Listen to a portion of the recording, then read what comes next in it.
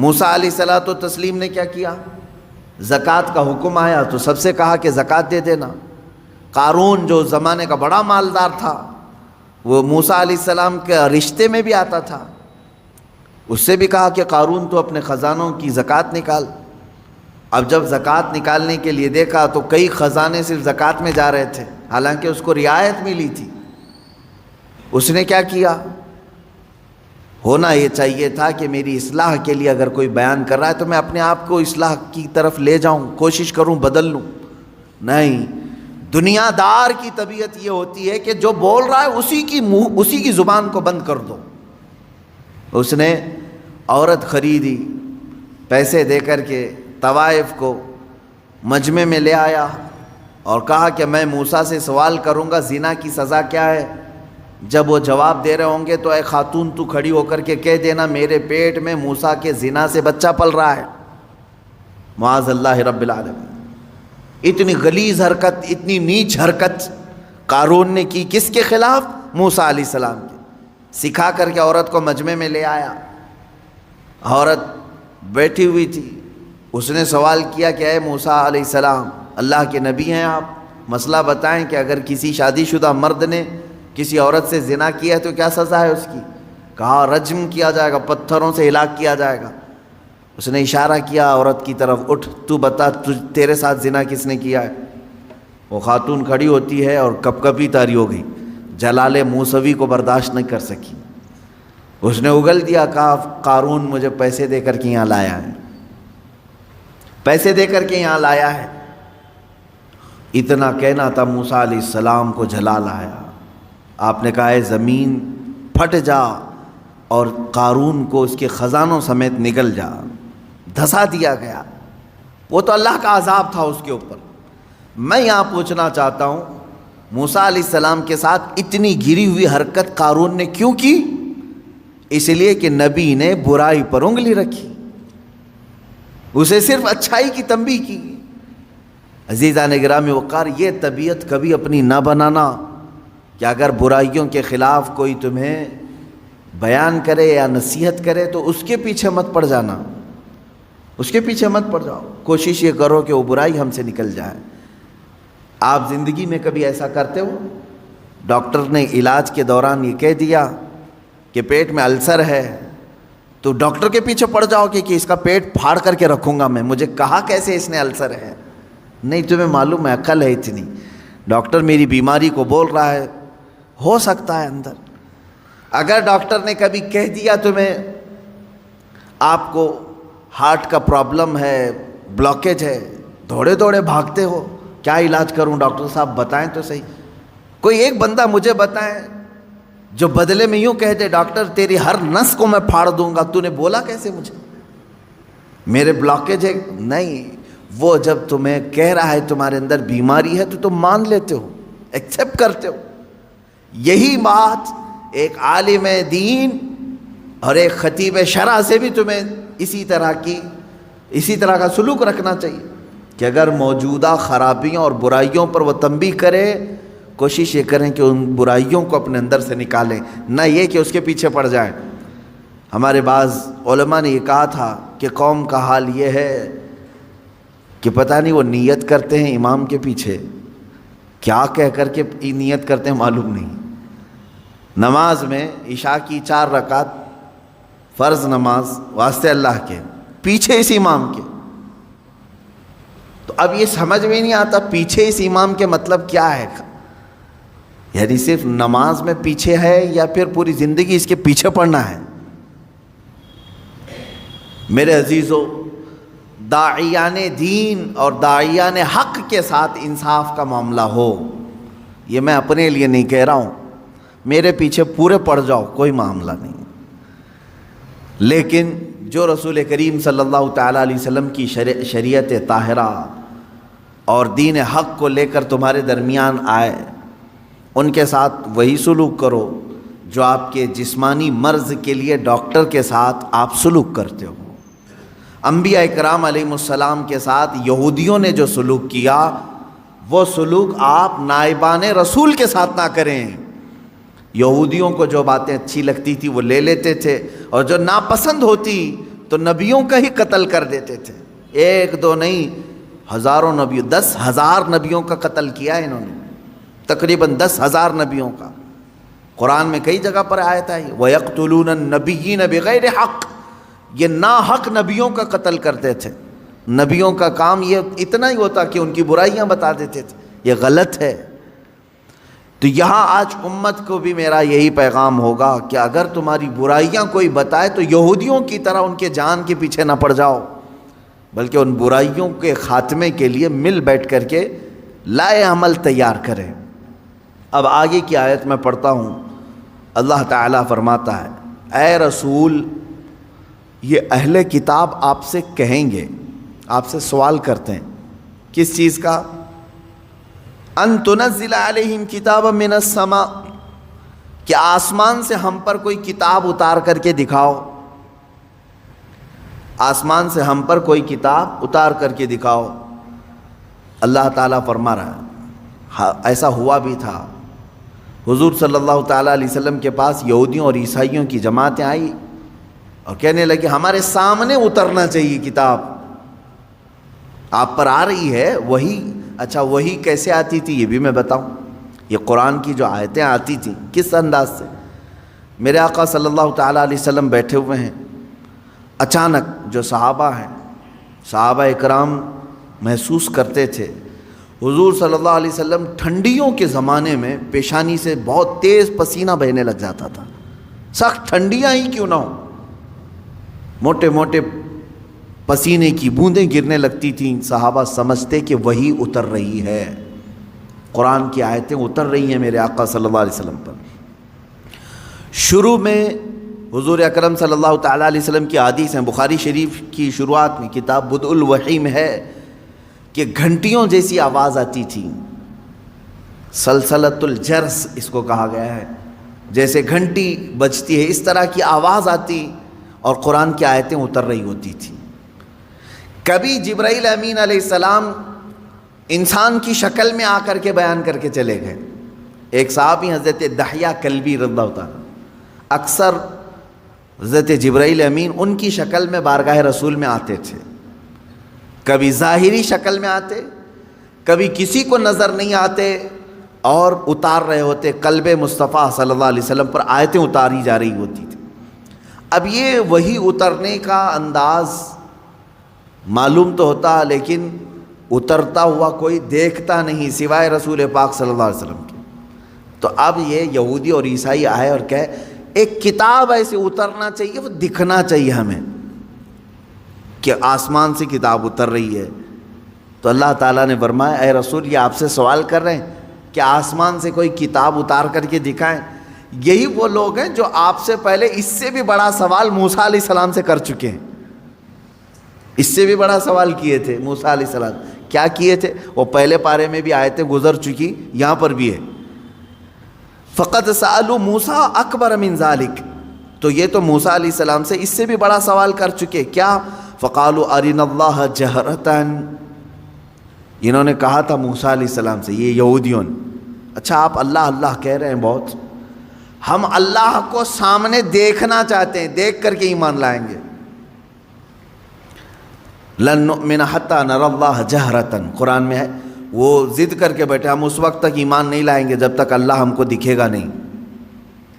میرے عزیزو، یہ بڑا سوال موسیٰ علیہ السلام سے کیا تھا انہوں نے، موسیٰ علیہ السلام سے. تو ہوا کیا ان کے ساتھ؟ اللہ فرماتا فَأَخَذَتْهُمُ الصَّاعِقَةُ بِظُلْمِهِمْ. اس طرح کا سوال کرنے پر اچانک ایک بجلی چمکی اور اللہ تبارک و تعالیٰ نے ان پر آسمان کو نیچے کر دیا، اتنا کہ اب گرے گا تب گرے گا. خوف کے مارے وہ پورے دہل گئے. سوال کیا کیا تھا؟ ہم ایمان نہیں لائیں گے جب تک اللہ ہم کو سامنے نہیں دکھے گا.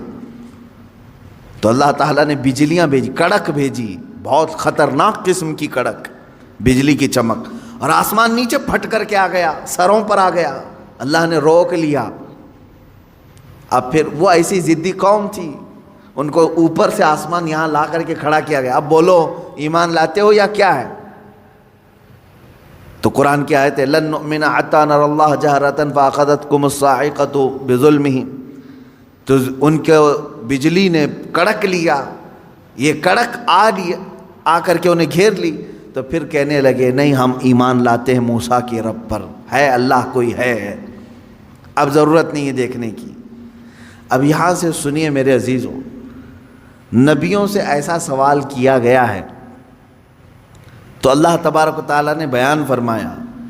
مجھے حیرت ہوتی ہے، موسیٰ علیہ السلام کی قوم نے ان سے کہا تھا ہم ایمان نہیں لائیں گے اس وقت تک، توجہ ہے نا، ہم ایمان نہیں لائیں گے اس وقت تک جب تک کہ اللہ کو آنکھوں سے دیکھ نہیں لیں گے۔ موسیٰ علیہ السلام ولی تھے یا نبی تھے؟ نبی تھے، سب کو معلوم ہے۔ نبی کا درجہ بڑا ہے یا ولی کا درجہ؟ نبی کا۔ نبی کو معجزہ بھی ملا ہے، طاقت بھی ملی ہے، اور ان کی شان محبوبی بھی ہے، اللہ ان کی باتوں کو رد نہیں کرتا۔ موسیٰ علیہ السلام سے جب ان کی قوم نے سوال کیا تو دکھوا دینا چاہیے تھا نا، ٹھیک ہے چلو میں اللہ دکھا دیتا ہوں تم ایمان لے آؤ، نہیں دکھائے۔ موسیٰ علیہ السلام اپنی قوم کو اللہ نہیں دکھوائے، وجہ یہ ہے کہ وہ خود بھی نہیں دیکھے، وہ خود بھی انہوں نے نہیں دیکھا تھا۔ اب میں آپ سے یہ کہنا چاہتا ہوں، اتنے سالوں گزر جانے کے بعد للو پچھو پیر صاحب آئے اور وہ مریدوں سے کہتے ہیں ہم اس وقت تک تمہیں بیعت میں نہیں شامل کریں گے جب تک اللہ تمہیں دکھا نہیں دیں گے۔ مرید بھی گھومتے ہوئے کہہ رہا ہے کہ ہمارے پیر صاحب تو اللہ دکھاتے ہیں پھر بیعت کرتے ہیں۔ کون سا پیر ہے وہ جو اتوار کے بعد آتا ہے یا منگل سے پہلے آتا ہے، یا پھر مرشد جسے کہا جاتا ہے ہدایت دینے والا؟ عزیزان گرامی وقار، قرآن پڑھو، اس طرح کی ایسی باتیں نہ مارو، ہواؤں میں نہ پھینکو۔ وہ مریدین بھی ویسی ہیں، پیر بھی ویسا ہی ہے، اس نے کیا دکھایا، انہوں نے کیا دیکھا پتہ ہی نہیں ان کو۔ میں نے سنا ہے کہ کوئی پیر صاحب ہیں وہ بھیجے میں اللہ دکھاتے ہیں، بکرا کاٹتے ہیں، بکرے کا سر پھوڑ کر کے اس کا بھیجا نکال کر کے اس میں رکھتے ہیں، واللہ عالم۔ یہ بھیجے کا تصور کہاں سے آیا یہ بھی نہیں معلوم کہ میاں جب دکھانا ہی ہے تو بھیجے میں ہی کیوں، انڈے میں کیوں نہیں دکھتا؟ گردے کلیجے میں کیوں نہیں دکھواتے؟ میرے خیال سے ایسا ہو سکتا ہے کہ پیر صاحب کو بھیجا پسند ہوگا، جتنے مرید دیکھیں گے اتنے بھیجے آئیں گے۔ کیا تماشا ہے، دین کو تماشا بنا کر رکھا ہے۔ اے غیور مسلمانوں، اپنی عقل کا استعمال کرو۔ یا قرآن تو یہ کہہ رہا ہے کہ موسیٰ علیہ السلام سے ان کی قوم نے کہا تھا، ایک جگہ نہیں، یہ آیت 2 جگہ آئی ہے، 2 جگہ پڑھ کر کے دیکھ لو۔ ان کی قوم نے کہا تھا ہم جب تک اللہ کو نہیں دیکھ لیں گے جب تک آپ پر ایمان نہیں لے آئیں گے۔ موسیٰ علیہ السلام نبی ہو کر کے اپنی قوم کو نہیں دکھائے، نہیں، اللہ دیکھنے والی چیز ہے ہی نہیں۔ قرآن کہتا ہے لا تدرکہ الابصار وہو یدرک الابصار، کوئی آنکھ نہیں ہے جو اس کو گھیر میں لے لے۔ اگر کسی آنکھ میں آ گیا تو وہ خدا نہیں، خدا وہ ہے جو کسی کے آنکھ میں سما نہیں سکتا۔ ہاں وہ اللہ رب العزت ہے جو ساری نگاہوں پر حاوی ہے، پوری دنیا کو وہ دیکھ رہا ہے، لیکن اسے دیکھنے والی آنکھ نہیں۔ رسول کریم صلی اللہ تعالیٰ علیہ وسلم اس سے مستثنا ہیں۔ صرف اللہ رب العزت نے میرے نبی صلی اللہ تعالیٰ علیہ وسلم کو اپنا دیدار کرایا، یہ ایکسیپشن ہے، یہ ایکسیپشن ہے۔ وہ زندگی میں ایک مرتبہ حضور اکرم صلی اللہ علیہ وسلم کے ساتھ ہوا بیداری کے عالم میں، لیکن یہاں پر بھی ہم یہی کہیں گے میرے عزیزو، جس وقت اللہ تعالیٰ کو اپنا دیدار کرانا تھا اپنے نبی کو، اس رات خصوصی طاقت ان کی آنکھوں میں ڈالی تب دیدار کرایا ہے، خصوصی طاقت و قوت دی تب دیدار کرایا۔ ورنہ تو بہت سارے صحابہ بھی اختلاف کرتے ہیں اس بات پر، صحابہ کی 2 جماعتیں، بعض صحابہ کا تو یہ کہنا ہے کہ نہیں، رسول کریم صلی اللہ تعالیٰ علیہ وسلم نے اپنی آنکھوں سے نہیں دیکھا، دل کی آنکھوں سے دیکھا، یہ ماتھے کی آنکھوں سے نہیں دیکھا، اس لیے کہ قرآن کہتا ہے کوئی آنکھوں سے دیکھ ہی نہیں سکتی۔ اس میں حضرت عائشہ صدیقہ بھی ہیں، حضرت عائشہ صدیقہ بھی فرماتی ہیں، لیکن حضرت انس رضی اللہ تعالیٰ عنہ جو صحابی رسول ہیں انہی کے مسلک پر ہم بھی ہیں۔ سب صحابہ اپنی جگہ پر حق پر ہیں، ہم ان کے مخالفین میں سے نہیں ہیں، لیکن انہوں نے اپنا اجتہاد کیا. حضرت عائشہ صدیقہ نے کہا کہ نہیں، قرآن کے حساب سے تو ممکن نہیں لگتا کہ کوئی دیکھ سکے، حتیٰ کہ حضور صلی اللہ علیہ وسلم بھی. لیکن حضرت انس نے فرمایا کہ میں نے خود رسول پاک صلی اللہ علیہ وسلم سے سنا ہے، اللہ کے نبی صلی اللہ علیہ وسلم نے فرمایا میں نے اپنی ان آنکھوں سے اللہ کا دیدار کیا ہے. تو ایک صحابی کی روایت یہ بھی ہے. تو یہاں سنی ہوئی بات ہے حضور سے، اس لیے ہم اس کو زیادہ قبول کرتے ہیں. اور وہاں حضرت عائشہ کا اپنا اجتہاد ہے، حضور سے نہیں سنا انہوں نے. قرآن کو پڑھ کر کے وہ کہتی ہیں قرآن کے حساب سے تو نہیں لگتا کہ آنکھوں سے دیکھا جا سکتا ہے. حضور جو معراج میں گئے تھے اس وقت تو حضرت عائشہ کی شادی بھی نہیں ہوئی تھی. حضور صلی اللہ تعالیٰ علیہ وسلم جب معراج میں گئے تھے، حضرت عائشہ رضی اللہ تعالیٰ عنہا اس وقت تھی ہی نہیں. تو یہ تو روایات جو اس وقت موجود تھے ان کی لی جائے گی. بہرحال میں یہاں بات یہ کر رہا تھا کہ قرآن میں اللہ تعالیٰ نے فرمایا کہ موسیٰ علیہ السلام سے تو اس سے بڑا سوال کر چکے. اے نبی، آپ سے یہ پوچھ رہے ہیں کہ ہمیں آسمان سے کوئی کتاب اتار کر کے دکھاؤ، سامنے سامنے دکھے گی تو ہم ایمان لائیں گے. تو اللہ نے فرمایا اس سے بڑا سوال یہ موسیٰ علیہ السلام سے کر چکے کہ ہمیں اللہ دکھاؤ تب ایمان لائیں گے. ان لوگوں کا ایک ہی علاج ہے، ان کے دل کے اطمینان کے لیے کوئی چیز نہیں کی جائے گی. ان کے لیے یہ روز ایک ایک چیزوں کا مطالبہ کریں گے. اب مثال کے طور پر اگر ہم یہ کہیں کرامت حق ہے، مانتے ہیں کہ نہیں؟ کرامت حق ہے، میں بیان کر رہا ہوں تو میرے ہی پیچھے پڑ گئے ابھی کر کے دکھا دو، ابھی کر کے دکھا دو. اچھا کیا کر کے دکھائیں؟ تو کہیں گے مٹی میں سے تم سونا نکال کے دکھا دو. ہاں میاں، تم کو جو چاہیے وہی کرامت بھی تم کو چاہیے، سننا نکال کے دکھائیں. میرے عزیزو، اس طرح کے مطالبے یہودیوں اور عیسائیوں کے ہوا کرتے تھے. اب مسلمانوں کا سب سے بہترین عقیدہ کیا ہے؟ الحمدللہ میں آپ کو بتاتا ہوں. تمہاری تعریف میں اللہ نے کیا فرمایا. یہ واحد قوم ایسی ہے میرے نبی کی کہ جب میرے نبی نے کہا اللہ ہے تو انہوں نے مان لیا. جب میرے نبی نے کہا یہ قرآن ہے تو اس کی ہر آیت پر ایمان لے آئے. کبھی بھی امت نے یہ نہیں پوچھا کہ اے رسول ہمیں اترتی ہوئی تو نہیں دکھ رہی، آپ کہہ رہے ہیں کیسے مانیں. نہیں، مسلمان قوم وہ ہے جنہوں نے کہا میرے نبی نے کہہ دیا تو ہو گیا. حتیٰ کہ حضور نے آ کر کے کہہ دیا کل کی رات میں سفر پر تھا، صحابہ نے ایمان قبول کر لیا، آمنا و صدقنا. اسی لیے قرآن جو شروع ہوتا ہے، سورہ بقرہ میں آپ پڑھیں گے، شروع کی آیتوں میں اللہ نے تعریف میں فرمایا ھدی للمتقین الذین یؤمنون بالغیب. اللہ فرماتا ہے یہ کتاب ہم نے اتارا ہی ہے ان لوگوں کے لیے جو غیب پر ایمان رکھتے ہیں. یہ کتاب ہدایت ہے ان لوگوں کے لیے جو غیب پر ایمان رکھتے ہیں.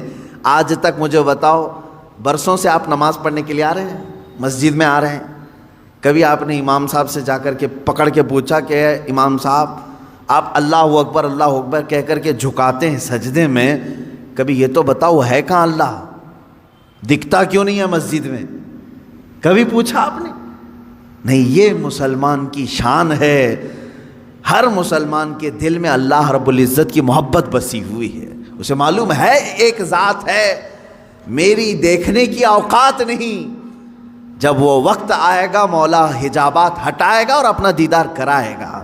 کیونکہ جنت میں جانے کے بعد مسلمان کو سب سے بڑا انعام کیا دیا جائے گا؟ سیب، انار، انگور، حوریں، غلمان، نہریں. سب سے بڑا انعام مسلمان کے لیے یہ ہوگا کہ اسے سارے حجابات ہٹا کر کے اللہ کا دیدار کرایا جائے گا. اس سے بڑا انعام کچھ ہوگا؟ پوری زندگی جس کے لیے وہ عبادت کرتا رہا وہ رحمان اسے دکھایا جائے گا. بلکہ قرآن کہتا ہے وجوہ یومئذ ناظرہ الی ربہا ناظرہ. اس دن کچھ چہرے ایسے چمک رہے ہوں گے، دمک رہے ہوں گے. یہ سورہ قیامہ کی آیت ہے. کچھ چہرے چمک رہے ہوں گے، دمک رہے ہوں گے. کیوں مولا؟ الی ربہا ناظرہ، اس لیے کہ وہ اپنے رب کے پاس رب کو دیکھ رہے ہوں گے، اس لیے کہ وہ براہ راست اپنے رب کا دیدار کر رہے ہوں گے. ادھر رب کو دیکھ رہے ہوں گے اور چہرے چمک رہے ہوں. وہ وقت آئے گا جب تمہیں دیدار کرایا جائے گا. لیکن دنیا میں اس طرح کا مطالبہ کرنا بیجا ہے، نہیں کرنا چاہیے۔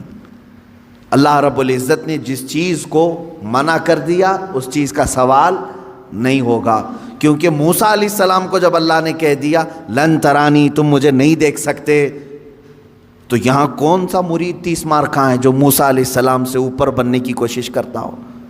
ان سے بھی بڑا ہے کوئی جو اپنے پیر صاحب سے جا کر کے کہے کہ آپ مجھے اللہ دکھوائیے اس کے بعد بیعت کرتا ہوں؟ ارے موسیٰ علیہ السلام کو کوئی طور پر نہیں دکھایا اللہ نے، اور تمہیں جھوپڑ پٹی میں دکھائے۔ یہ گمراہیاں جو ہمارے ہاں گھر کر رہی ہیں، اس کا علاج کرنے کی ضرورت ہے۔ میں اتنا سخت ان لوگوں کے خلاف اس لیے بولتا ہوں میرے عزیزوں، مجھے جہاں تک میرا دل کہتا ہے، اس طرح کے جو تصوف کے بہانے سے ہماری جماعتوں میں آئے ہیں، ان کا دور دور سے اسلام سے کوئی تعلق نہیں، یہ شیطان ہے جو انسان کے لباس میں ہمارے درمیان آتے ہیں۔ اس کو پہچانو، شیطان پیر کی شکل میں بہت زیادہ آتا ہے، اکثر آتا ہے، کیونکہ گمراہی یہاں سے زیادہ ہو سکتی ہے۔ اسی لیے اعلیٰ حضرت رضی اللہ تعالیٰ عنہ نے شرطیں لکھ کر کے رکھی ہیں کہ کس سے بیعت کرو گے، کس سے نہیں کرو گے، کیونکہ سب سے زیادہ یہاں گرنے کے چانسز یہاں ہیں۔ یہاں اندھا دھند یقین کیا جاتا ہے، پیر کی بات پر ایسے آنکھ بند کر کے یقین کرنے کا رواج ہے ہمارے درمیان، اس لیے شیطان اس چور راستے سے اندر آتا ہے کہ سارے مریدین آمنا صدقنا کہیں گے۔ میرے عزیزو، یہ بات میں اپنے لیے بھی کہتا ہوں، آج اگر مجھ سے بھی کوئی بیعت ہے، میرے ہر اس مرید سے بھی میں یہ کہوں گا، اس وقت تک تمہاری بیعت قائم ہے جب تک میں شریعت پر قائم ہوں۔ جب تک میں شریعت پر قائم ہوں اس وقت تک تمہاری بیعت قائم ہے۔ اگر مجھے شریعت سے ذرا برابر ہٹا دیکھا، میری بیعت توڑ دو، بلکہ خود ٹوٹ جائے گی، خود ٹوٹ جائے گی۔ میں پیر ہی نہیں ہوں، میں پیر ہوں، پیر نہیں کہلاؤں گا، پیر۔ یہ بات اس لیے عرض کر رہا ہوں کہ شریعت کے ترازو میں ہر ایک کو تولو، میں دوسروں کے متعلق نہیں کہہ رہا، مجھے خود تولو۔ جو مجھ سے بیعت ہوا ہے اس مرید سے بھی میں کہوں گا کہ شریعت کے دائرے، یہ نہیں کہ میرے پیر نے کہہ دیا آنکھ بند کر کے، جیسے آج کے لٹھو مرید ہیں کچھ، پیر صاحب نے کہہ دیا نہیں ہونا ہی ہے انہیں، نہیں، پہلے پرکھو اس کو کہ پیر نے اگر حکم دیا ہے تو رسول پاک کی شریعت کے مطابق دیا کہ نہیں دیا۔ مفتی اعظم ہند رضی اللہ تعالیٰ عنہ اپنے ایک مرید کو ٹکٹ لانے کے لیے بھیجے، اور وہ ظہر کی نماز قضا کر گیا۔ عصر کے ٹائم پر پہنچا تو سب سے پہلے مرید سے یہ پوچھا کہ ظہر پڑھی تھی کہ نہیں پڑھی تھی، ظہر تھی یا جمعہ کی تھی؟ اس نے کہا لائن میں لگا تھا، چھوڑ کے جاتا تو پھر لائن ٹوٹ جاتی اور ٹکٹ بھی نہیں ملتا، آپ کا چھوٹ گئی۔ تو آپ نے جلال کا اظہار کیا، ٹکٹ پھینک دیا۔ یہ پیر و مرشد ہے۔ اور مرید سے یہ کہا تو نے اتنا بڑا گناہ کیا کہ میری فرما برداری کرنے کی غرض سے اللہ کی نافرمانی کر گیا۔ یہ ہوتا ہے پیر۔ ہمیشہ یہ یاد رکھنا کہ پیر کی حکم بجاوری کے غرض سے کہیں ایسا نہ ہو جائے کہ اللہ کی نافرمانی ہو جائے۔ نمبر 1 سب سے پہلا ہمیں جو پرائیورٹی دینی ہے وہ رب ذوالجلال کی ذات ہے۔ حتیٰ کہ میں نے ایک روایت یہ بھی سنی، بڑے بزرگ عالم دین ہیں، میرے والد گرامی خود سرکار مفتی اعظم ہند سے بیعت فرماتے ہیں۔ ایک بار آپ تشریف لائے تھے ایک مدرسے میں، نماز پڑھ رہے تھے ظہر کی، گرمیوں کے دن تھے، علامہ صاحب نے بھی اس کو بیان کیا ہے۔ فرماتے ہیں کہ پیچھے وہ پنکھا لے کر کے جل رہے تھے، گرمی ہو رہی ہے، نماز پڑھ رہے تھے۔ مفتی اعظم ہند رحمۃ اللہ تعالی، میں سچے پیروں کی بات کر رہا ہوں میرے عزیزوں، سلام پھیر کر کے اس کا پنکھا کھینچا اور پھینک دیا اور کہا کیا کر رہے ہو؟ کہا حضور گرمی سے پسینے میں آپ شرابور ہیں، میں ہوا کر رہا تھا۔ تو آپ نے کیا فرمایا جانتے ہیں؟ کہتے ہیں میں خود اللہ کی عبادت میں تھا، اللہ بادشاہ اعظم ہے اور اس کی عبادت کرنے کے وقت بندہ غلام ہے، کیا یہ کسی غلام کے لیے لائق ہو سکتا ہے کہ غلام کی بھی خدمت کی جا رہی ہو؟ جب وہ بادشاہ کی عبادت میں لگا ہو تو غلام کی خدمت ہونی چاہیے۔ یہ فرسٹ پرائیورٹی اللہ رب العزت کی ذات کو دینے کا تصور ہم نے سچے پیروں سے سیکھا ہے. یہ نہیں کہ نماز چھوڑو پیر کی عبادت میں لگا ہے سب جنت دلا دے گا. کہاں کی جنت دلائے گا؟ کون سی جنت دلائے گا؟ بہت سارے پیروں نے اپنے مریدوں کی نمازوں کو برباد کر رکھا ہے. کہا نہیں تمہیں کیا ضرورت ہے، میں سب بخشوا دوں گا، سب بخشوا دوں گا. جو پیر ایسا کہتا ہے اسے قبرستان لے کر کے جاؤ، جو بھی مرید مرے اس کے ساتھ دفن کرو، اسے بٹھاؤ اس کے ساتھ. منکر نکیر آنے والے پیر صاحب بیٹھو یہاں پر، جب تک پورا حل نہیں ہوگا اٹھ کر کے نہیں جانا. دیکھتے ہیں تمہیں یہ قبرستان تک نہیں جا سکیں گے. حشر کے معاملات بہت سخت ہیں. جہاں نوح علیہ السلام ڈر رہے ہیں، موسیٰ علیہ السلام ڈر رہے ہیں قیامت کے دن، پیر صاحب کہتے ہیں میں بخشوا دوں گا. انبیاء کرام کا حال یہ ہے. حضرت موسیٰ علیہ السلام کے متعلق روایت ہے حدیث پاک میں، پوری قوم ان کے پاس جائے گی اور کہے کہ سفارش کریں، تو کیا کہتے ہیں جانتے ہیں؟ اے لوگو، دنیا میں مجھ سے ایک عمل ہو گیا تھا، ایک فرعونی کو میں نے گھونسا مارا تھا، وہ مر گیا تھا. قرآن میں اس کا ذکر ہے. ایک فرعونی وہ لڑ رہا تھا کس کے ساتھ؟ موسیٰ علیہ السلام کے خاندان والے ایک آدمی کے ساتھ. تو ان کے خاندان والے آدمی نے مدد کے لیے پکارا، آپ گئے، اس کو گھونسا مار دیا، وہ مر گیا.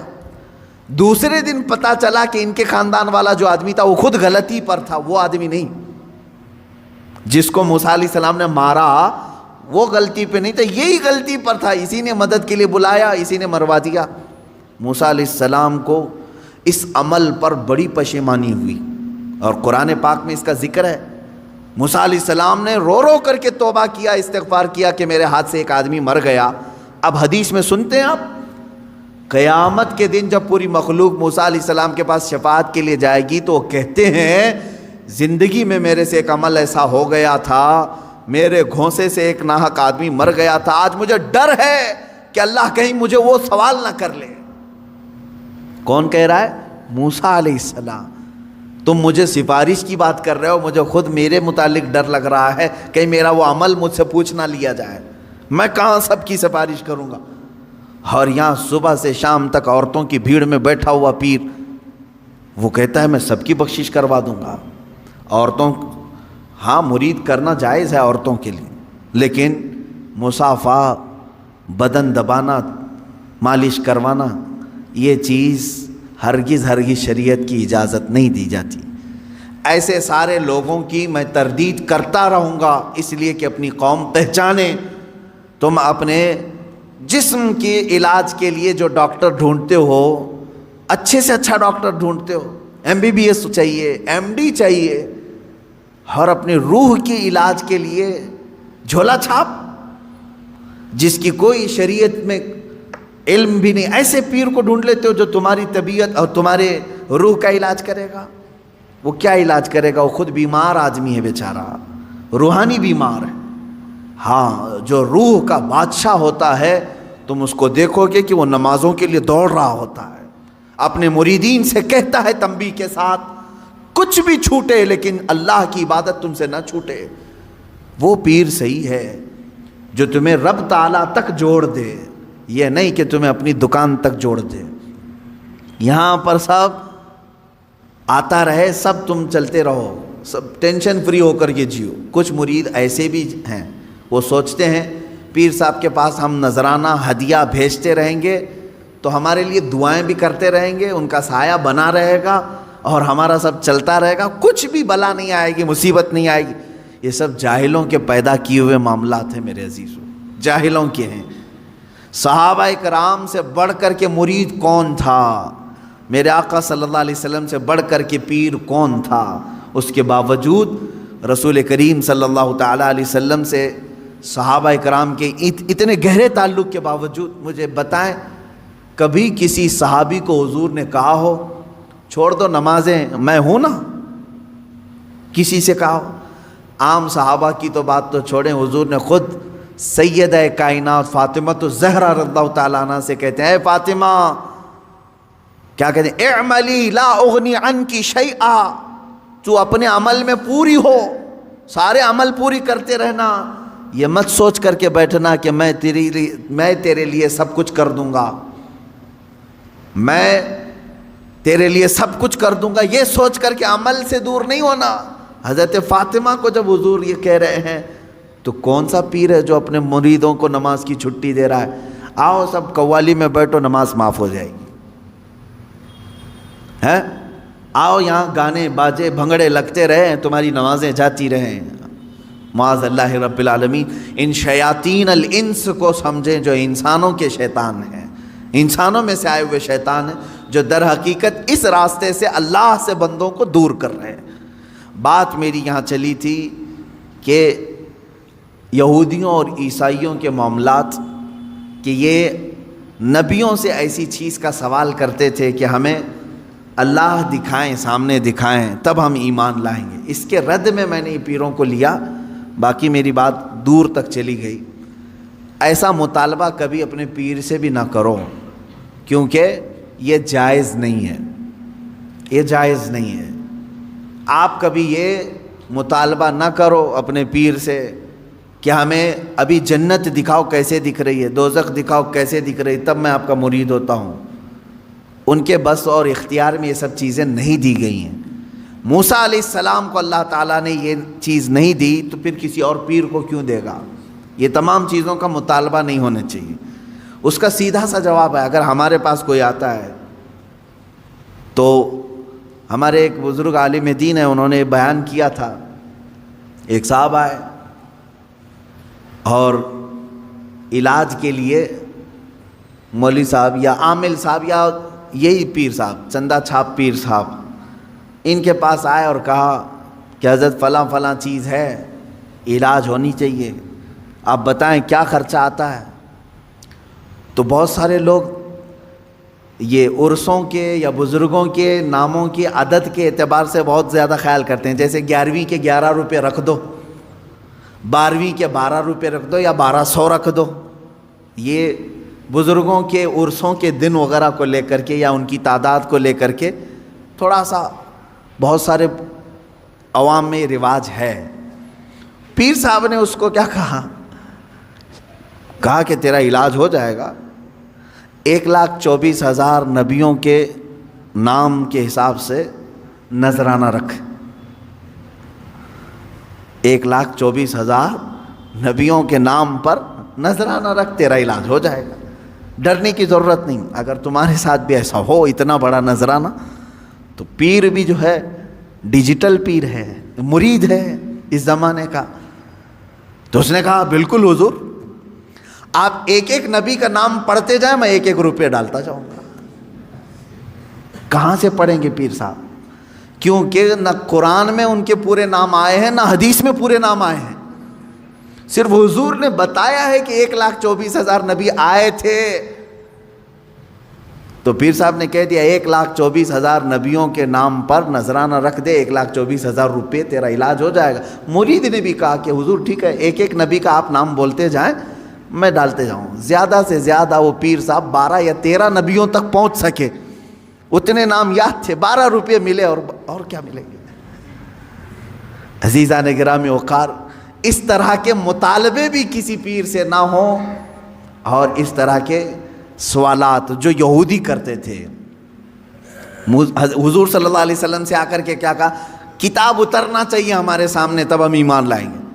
موسیٰ علیہ السلام کی قوم جا کر کہہ رہی اللہ دکھنا چاہیے ہمیں تب ہم ایمان لائیں گے۔ تم اس طرح کے مطالبے ہرگز نہ کرو، جو ان کے بس میں نہیں ہے ایسی چیز نہ پوچھو۔ اللہ تبارک و تعالیٰ نے آپ کو خیر امت بنایا، یہ سب سے بڑی تمہاری فضیلت ہے کہ آج تک آپ نے کبھی کسی سے مطالبہ نہیں کیا میں مسجد اسی وقت جاؤں گا جب مسجد کے محراب میں مجھے اللہ دکھے گا۔ کبھی ہم نے مطالبہ نہیں کیا، بلکہ ہم بغیر دیکھے ایمان بھی لاتے ہیں اور سجدے میں بھی جاتے ہیں۔ ہم نے قرآن کو اترتے ہوئے دیکھا ہے کسی نے؟ آسمان سے آ رہا ہے، جبرائیل لا رہے ہیں، کسی نے دیکھا؟ نہیں۔ لیکن آج تک اس امت نے کبھی سوال نہیں کیا اپنے نبی سے کہ اترتی ہوئی دکھے ہمیں آیتیں تب ایمان لائیں گے۔ نہیں، اے رسول پاک آپ کی زبان سے نکلے یہی ہمارے لیے ایمان ہے۔ حضور اکرم نے فرما دیا یہ اللہ کی طرف سے ہے، یہی ہمارے لیے کافی ہے۔ اسی طرح عقیدہ یہی رکھو کہ بہت ساری ایسی چیزیں جو ناممکن ہیں ان کا سوال جائز نہیں ہے۔ اللہ تعالیٰ نے آگے یوں فرمایا کہ ایسے سوالوں پر اللہ کا عذاب آتا ہے، کڑک آتی ہے، بجلی آتی ہے، اور ایسے سوالوں کے کرنے والوں کو اللہ تبارک و تعالیٰ ہلاک فرماتا ہے۔ آگے کی آیتیں یہ ہے، اللہ فرماتا ہے ثم اتخذوا العجل من بعد ما جاءتهم البینات، پھر ان لوگوں نے بچھڑے کو ایسا بنا لیا۔ یہ یہودیوں کے متعلق یہ ہے کہ موسیٰ علیہ السلام کی قوم جو ہے گمراہ ہو گئی تھی، اس پر میں گفتگو کروں گا کل انشاءاللہ، کہ یہ بچھڑے کو اپنا معبود بنا کر کے اس کی پوجا میں ایسے لگ گئے جبکہ ان کے پاس روشن دلیلیں آ چکی تھی کہ اللہ ہے۔ آسمان اتار کر کے نیچے تک دکھا دیا اللہ نے، پھر بھی بچھڑے کے پیچھے لگ گئے، یعنی ان کے سروں تک آسمان آ گیا تھا۔ یہ ایسی بات نہ سمجھیں آپ چھت خالی تڑکے تو آپ بھاگ جائیں گے، آسمان نیچے آ جائے تو کیا کرو گے، کہاں جاؤ گے؟ آسمان ہی نیچے سروں تک آ گیا تھا، اتنی بڑی نشانی اللہ نے دکھا دیا، اللہ ہے، پوری طاقت ہے۔ اور جب آسمان پھر چلا گیا ان کی توبہ کے بعد، پھر بچڑے کی پوجا میں لگ گئے۔ اللہ فرماتا ہے اتنی بڑی نشانی دیکھنے کے بعد بھی یہ قوم گمراہ ہو رہی ہے۔ آج میں یہی کہوں گا کہ اللہ رب العزت کی آج بھی نشانیاں موجود ہیں، اور اس کے باوجود آج بھی بچڑے بچڑیوں کے پیچھے لوگ پڑے ہوئے ہیں۔ اللہ انہیں بھی ہدایت عطا فرمائے۔ وآخر دعوانا ان الحمد للہ رب العالمین۔